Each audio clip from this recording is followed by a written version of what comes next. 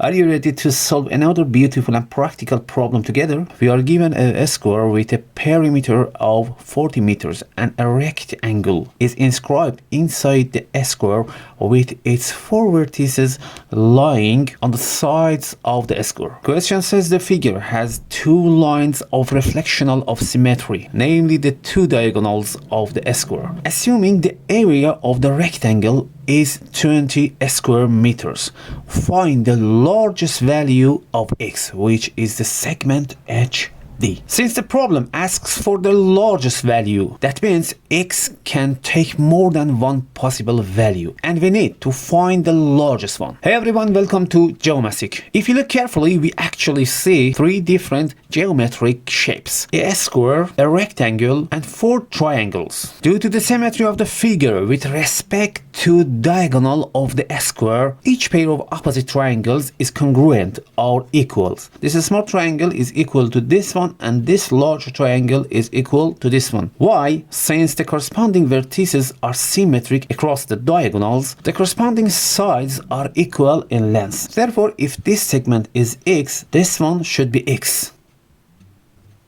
And the same applies to opposite side. Means this side is x and this side is x. We are told that the perimeter of the square is 40 meters, which means the sum of the four sides are equal to 40. Since all sides are equal, so each side is equal, 40 over 4 is equal to 10. So this part equals 10. And of course, this side equals 10. It's the same for this side and this side. And if this part is x, the remaining part of the side must be 10 minus x. And the same goes for this segment, 10 minus x, and this one, 10 minus x, and of course this one, 10 minus x. And now the golden point: to find x, we need to make an equation. So first step, the area of the rectangle is 20 and the area of the square easy to calculate, 10 times 10. So the area of the square equals 10 times 10 equals 100 square meter. Now, how we find the area of each triangle? We know that the area of a triangle is base times height divided by 2. So I write that S of triangle equals base times height over 2. In this case, both the base and the height of each triangle can be written in terms of x. So for the two smaller triangles, this and this, both the base and the height are equal to x, and the same for this triangle. And since we have two small triangles, so I write the area of triangle small equals 2, because we have two small triangles, times x over 2. X base, x height, x base, x height. These two cancel out and we have x squared.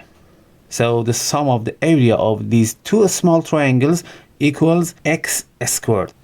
X squared over 2 for this and x squared over 2 for this one. And now for the larger triangles, this and this. The base and the height are equal to 10 minus x. So we have the area of triangle large equals 2 times, because we have two of them,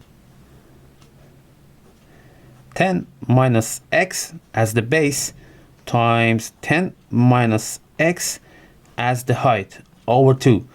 These two cancel out and we have 10 minus x times 10 minus x equals the square of 10 minus x.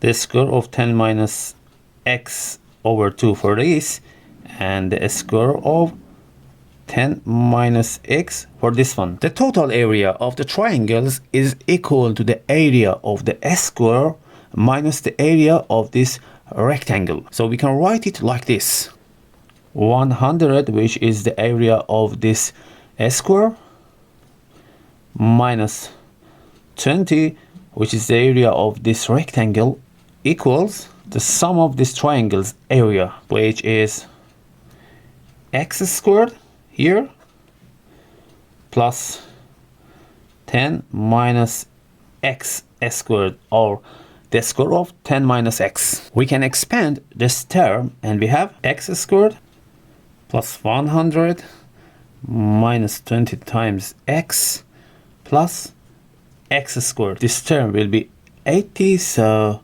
minus 80 equals 0. We can simplify this and then we have 2 times x squared minus 20 times x plus 20 equals 0. Now factor out a 2 from both sides, over 2 and over 2. Then we have x squared minus 10 times x plus 10 equals 0. We have an equation and we can use delta method to find its root, which are the value of x. So delta equals b squared minus 4 times a times c. Here b is minus 10, a is 1, and c is 10. So delta equals minus 10 squared minus 4 times 1 times 10, which is equal to 16.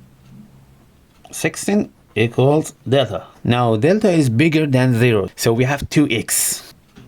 X equals minus b plus or minus the square root of delta over 2 times a. First root equals minus 10, which is 10, plus the square root of delta, which is 60 over 2a, and the other equals 10 minus the square root of delta, which is 16 over 2. Remember, the question asks us to find the maximum value of x.